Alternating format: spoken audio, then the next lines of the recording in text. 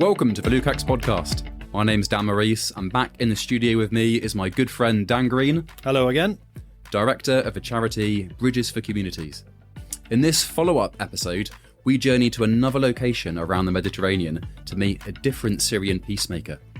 At a young age, Karim experienced something more traumatic than most of us could even imagine. And yet, when we met him, he was a transformed man, free from hurt and hatred, bursting with positive energy and love. Who is this man? What's his story? And what can he teach this generation in this moment? Let's find out.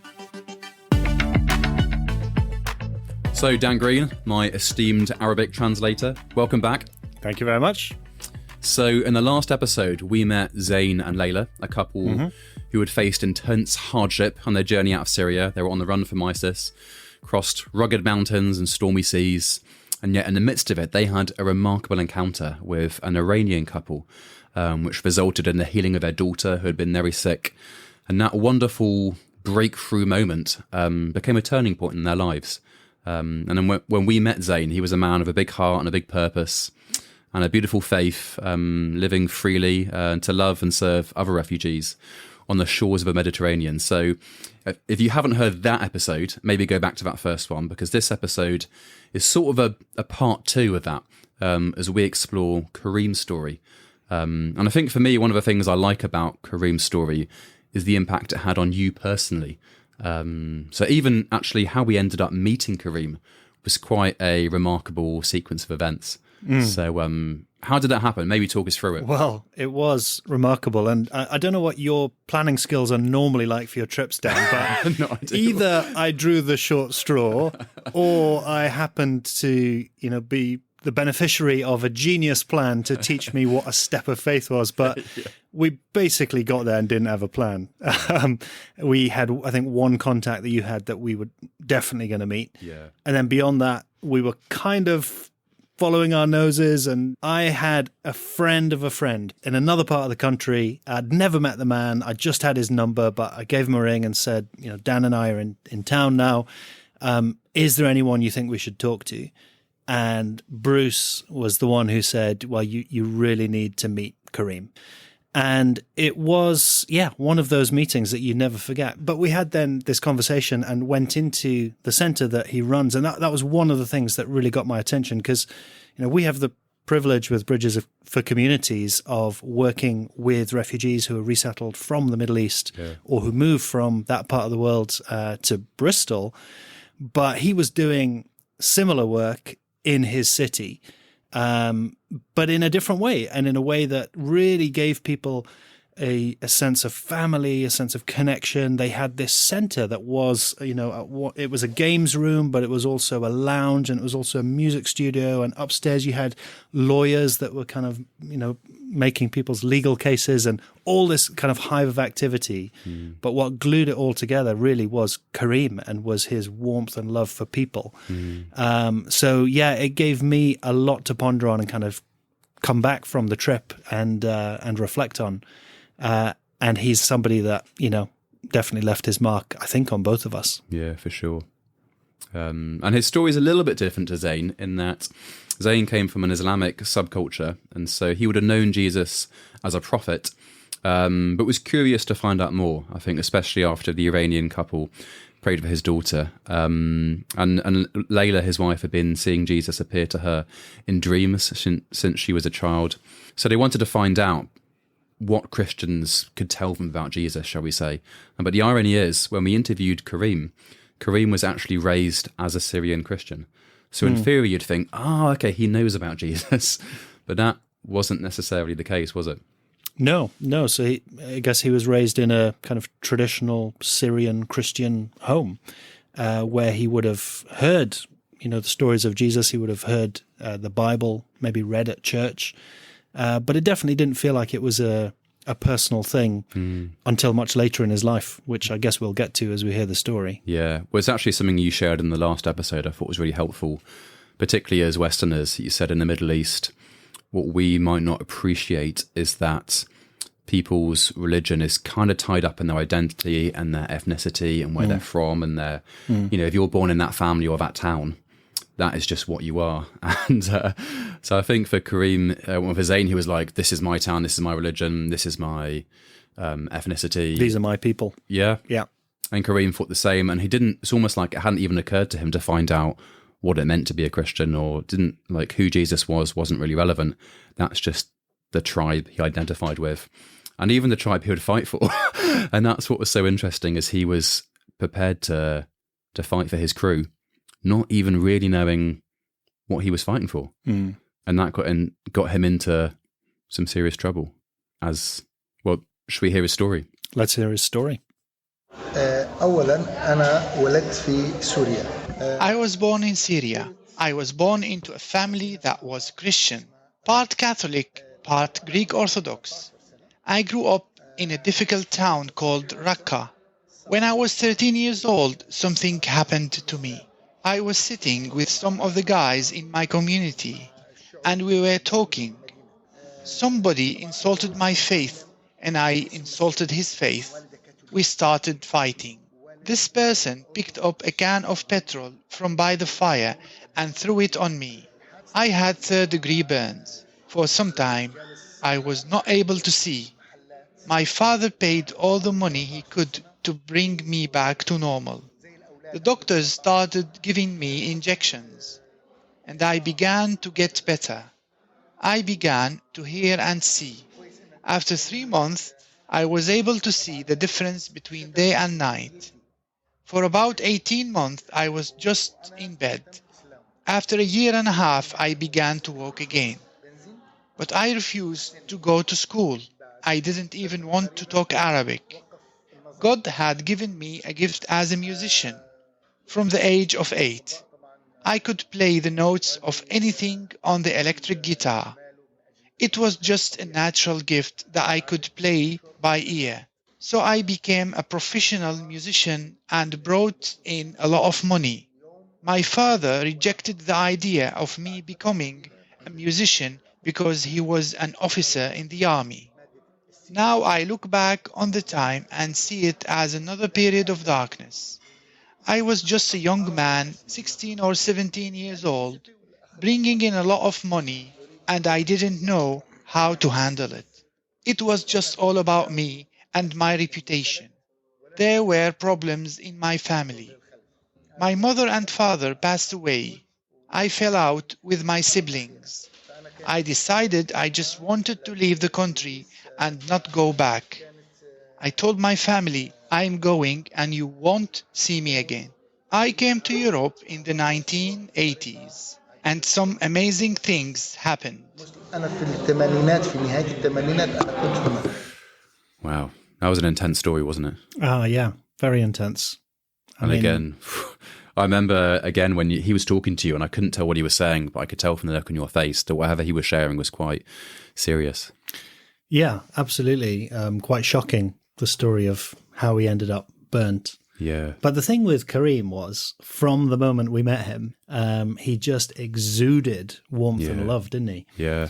So even though we then got into the details of a very intense story, the whole way through, he was still Karim. It's extraordinary. I'd say the same. I don't think I've ever met anyone, not even just on this trip, but I don't think I've ever met anyone so warm. And you see those moments in some people's lives, like when they hold their baby for the first time, or their wedding day, or their graduation day, or whatever it is, or the day that their team wins the cup, those moments of euphoria. And he was like that the whole time. He was. And I think it's quite hard for us as Brits as well. Yeah. A little bit more reserved, perhaps, to suddenly have a man that you've never met greeting you like long-lost kids and hugging you. And like prodigals. Amazing. And then when he shared that story, he was very serious, but he didn't seem wounded by it. He told it quite matter of fact, and it was obviously intense, but he didn't come across as a victim. That's what I noticed. That's not the narrative he wanted to convey. He was just saying what happened.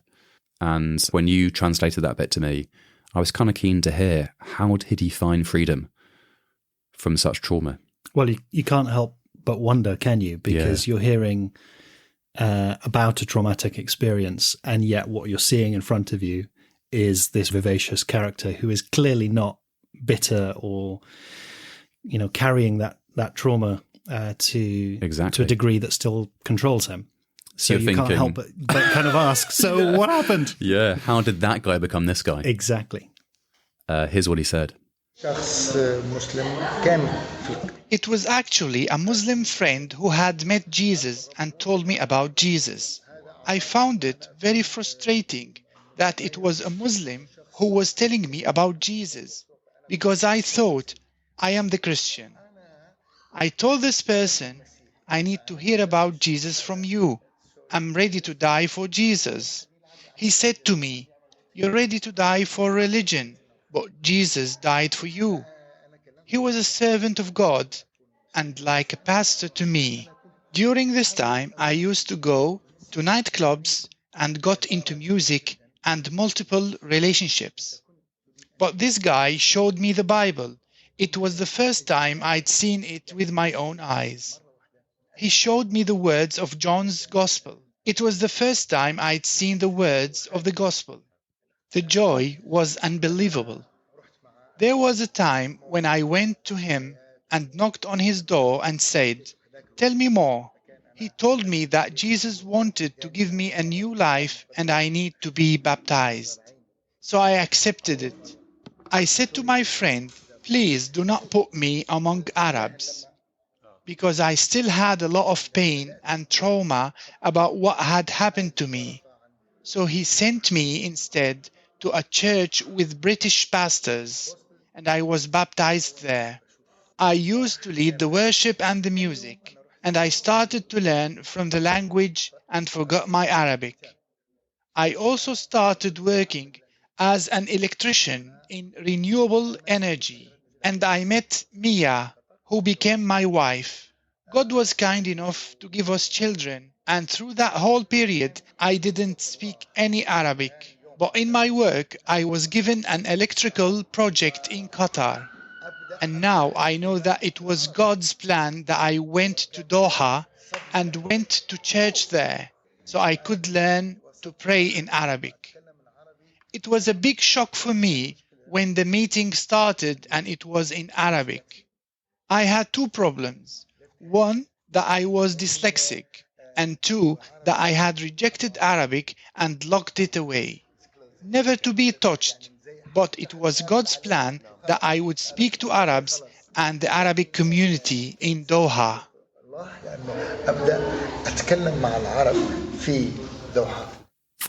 And I remember he kind of underplayed that because he talks so much about his hurt of the Arabs, even though he was Arabic himself. And then he said he went to Qatar, met some Arabs, they were nice to him, and he felt completely free and released. I remember I actually wasn't sure if we'd got the whole story. So I remember I called his wife, Mya. She shared the British pastor he mentioned, shared their details, and we got in contact, and I called her on WhatsApp because she spoke English. And she said, yeah, that's what happened. Karim went to Doha thinking he could still avoid the Arab world. I mean, he went to an international church. He thought they might speak English, and he knew a little bit of English. Not much, but enough to just enjoy the music. And so I think he thought he wouldn't need to use Arabic much. But then when the church service started and everything was in Arabic, he had this shock reaction. He was quite animated about it. So he said, and I think he was initially a little bit, not scared, but it just brought back all those memories. And yet the community of believers in Doha kind of got around him, looked after him, loved him for who he was, even with all that hurt and pain. And they seemed to sort of gently lead him through, step by step, through this process of healing and forgiveness and freedom from his past. And I remember Mya, his wife, said to me when he came back home, he was a different man. Yeah, well, it clearly worked. Because he clearly was carrying a lot of trauma and bitterness. And by the time we met him, he wasn't. Yeah. So whatever that process looked like, it did its job. Yeah.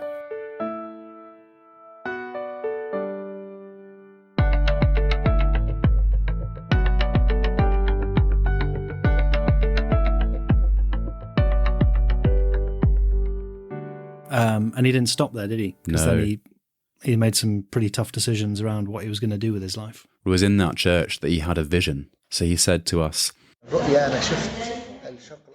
I had a vision of the Middle East with interconnected circles. There were 4 circles over Turkey and 1 circle over southern Europe. And in that circle over southern Europe, there was an arrow that was going to be fired into the rest of Europe. I shared my vision with my wife and I told her that I felt needed to stay in Europe. But it was very difficult because it would involve leaving all the certainty and stability of Qatar and coming to a very uncertain future.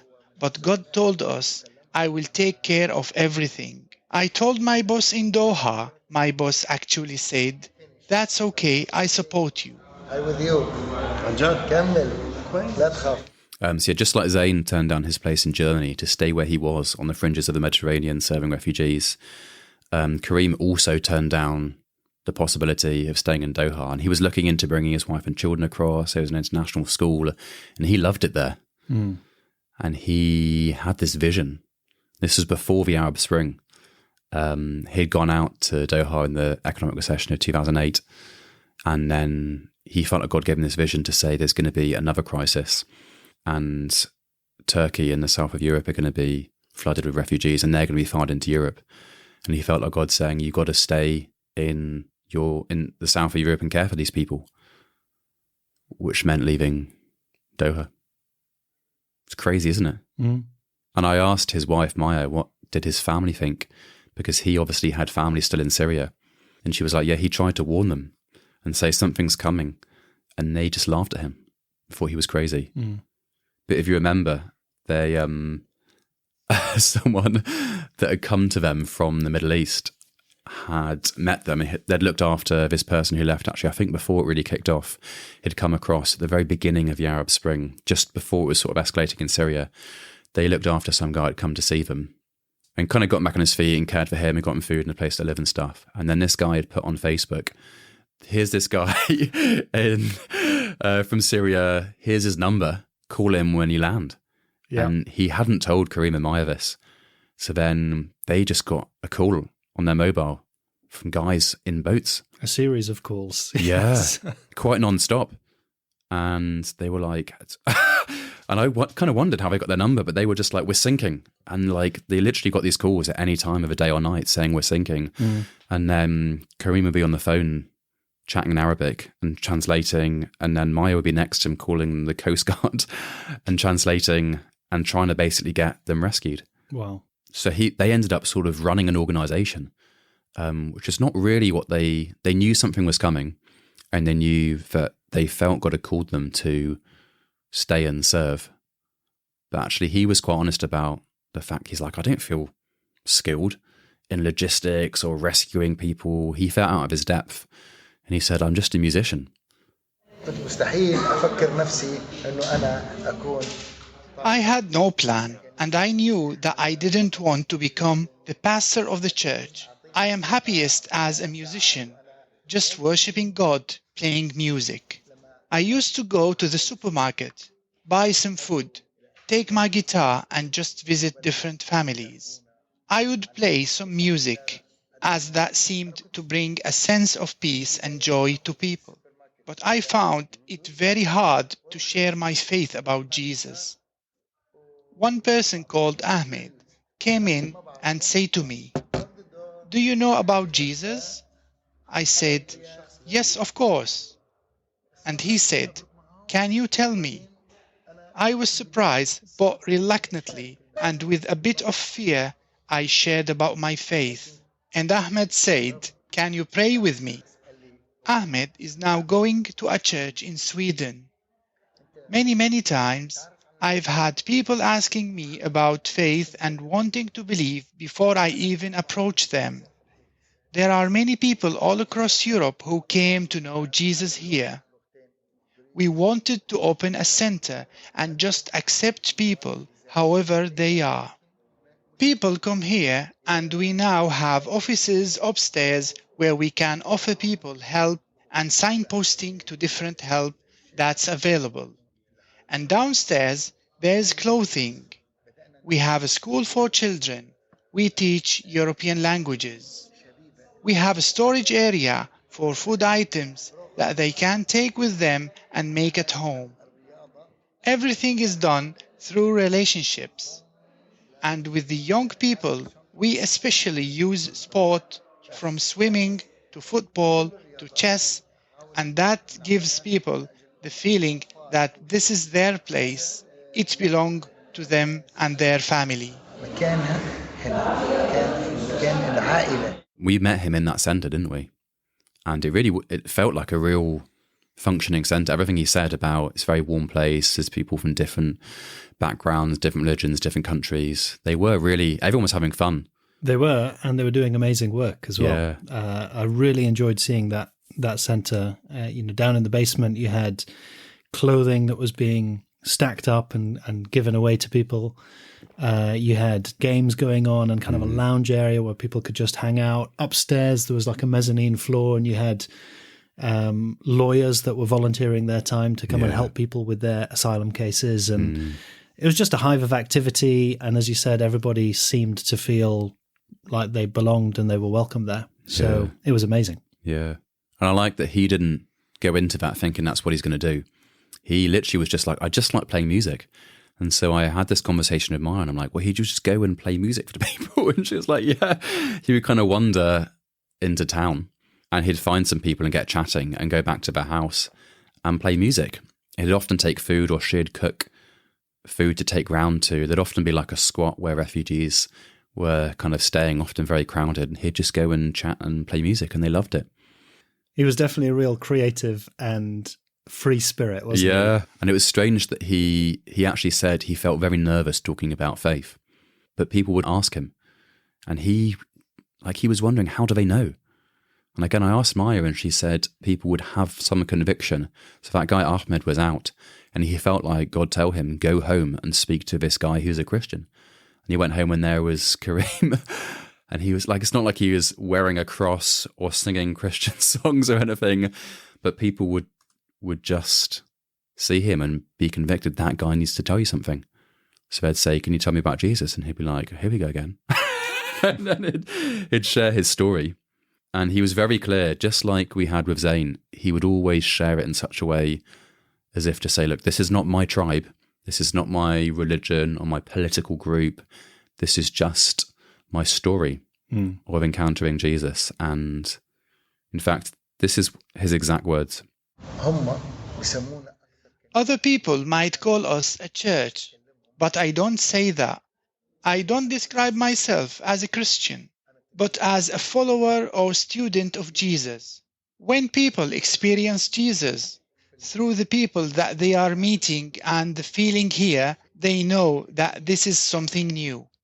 We first need to listen to them, listen to all of their pain and all their troubles, and then embrace them and then tell them that God is love. They all knew the word marhaba, which means hello or welcome in Arabic, but it has a beautiful meaning in Aramaic or Syriac, which is that God is love. I tell them that when they say to each other, marhaba, it's like saying, forget the hate, forget the past, God is love. Wow. And that was really true. Like you say, it's important. He didn't just say that, we observed it. I wanted to stay longer. Yeah. I mean, it was a bit of a shame in a way that it was such a quick trip, but he was definitely somebody that you would want to spend more time with, just being around, because I think his kind of enthusiasm was pretty infectious. I actually did go back because I remember you had to fly home because you had work, and I stayed for a couple of days, and I went back to his centre, and it was lovely. I chatted to some of the people who he worked with because it's just nice to hear his story through their eyes. And it was actually, he talked about a guy who was a child soldier, and he talked about a woman who was Yazidi, who'd seen horrible things happen. And it's so intense stories, but again, like him, they were people who felt free. And I think my reflection from Karim's story, and it's something I've observed, or people have often said, hurt people hurt people. So the bullied becomes the next bully, and people they pass on their trauma. But what I noticed in Karim was the opposite is also true. So because he had found freedom from fear and bitterness and prejudice, and he is a person of love and compassion that overcame that, he then transferred that to other people. So people who had come into his centre in extreme trauma just seemed to... And it's funny, he never talked about his sort of techniques or how he counselled people. He just had such a freedom, such a love about him that people just seemed to capture it. He brought that freedom to others. And I reflected that free people, and healed people, heal people. And that's what we saw. And it was beautiful. It was.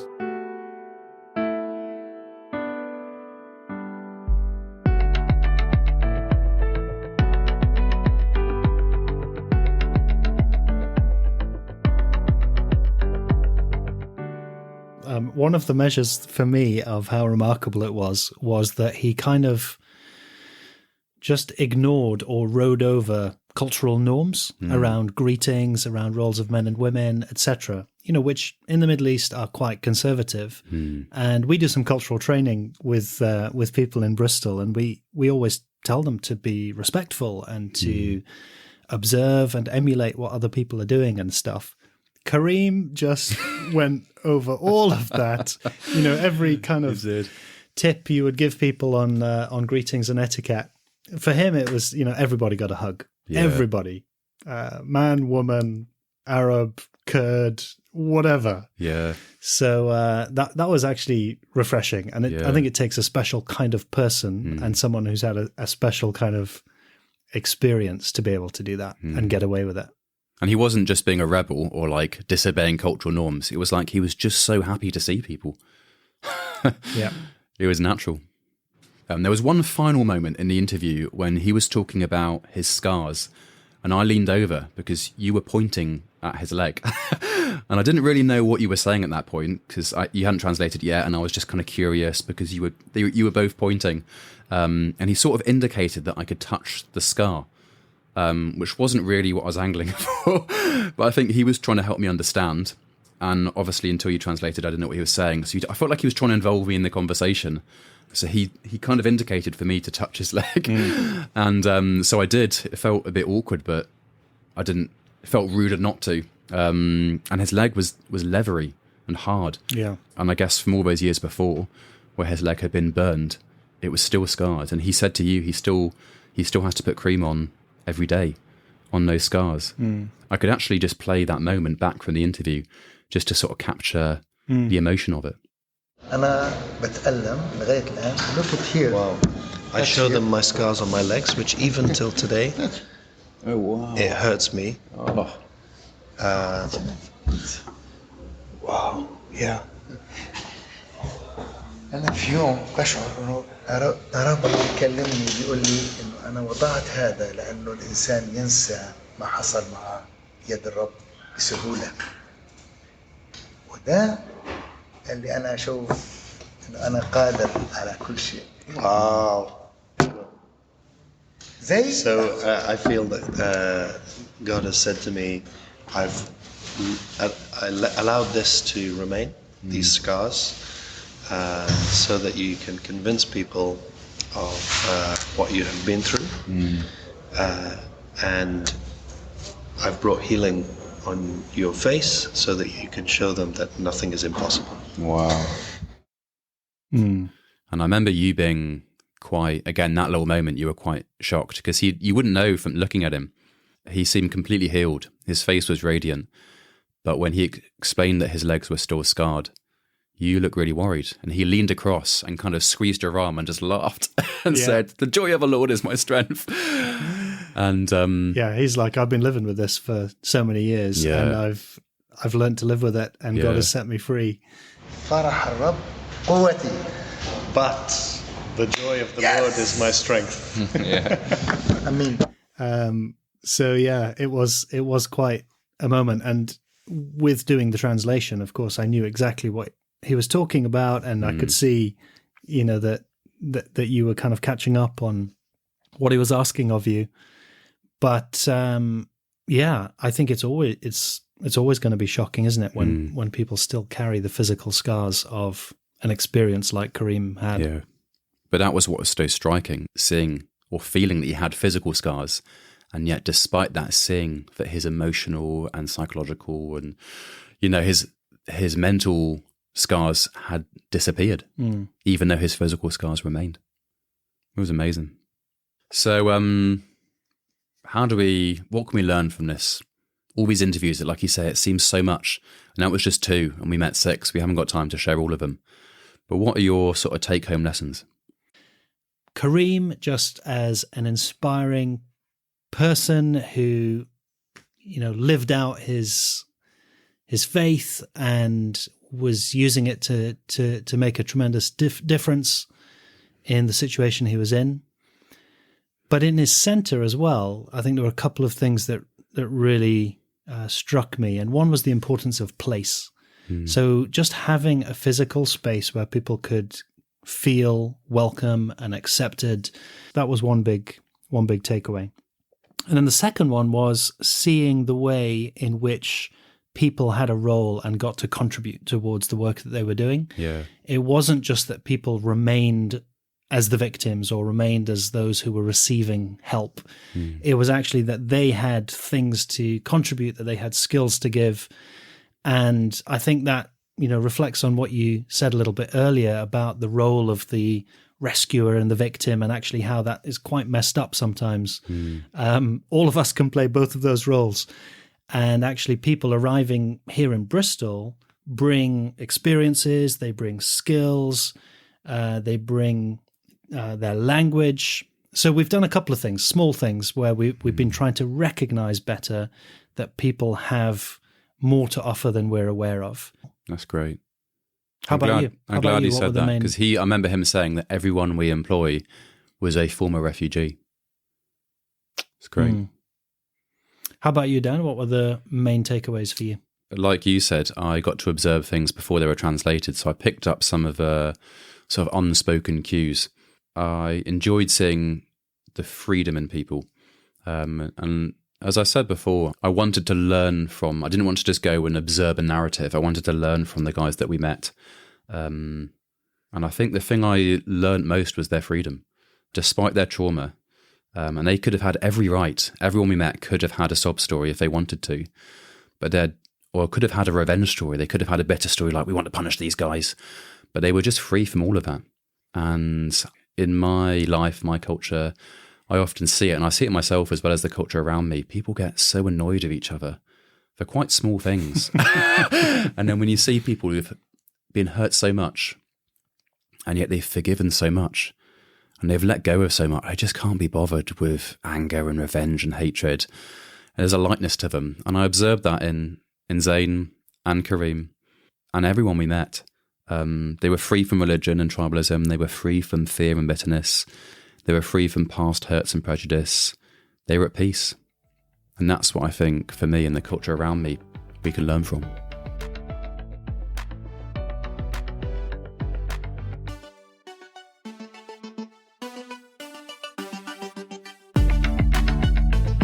Thank you for listening to the Lukács podcast. If you want to dig deeper into Karim's stories and others like it, you can find them in the book Finding the Peacemakers by me, Dan Morrice, published by Hodder & Stoughton.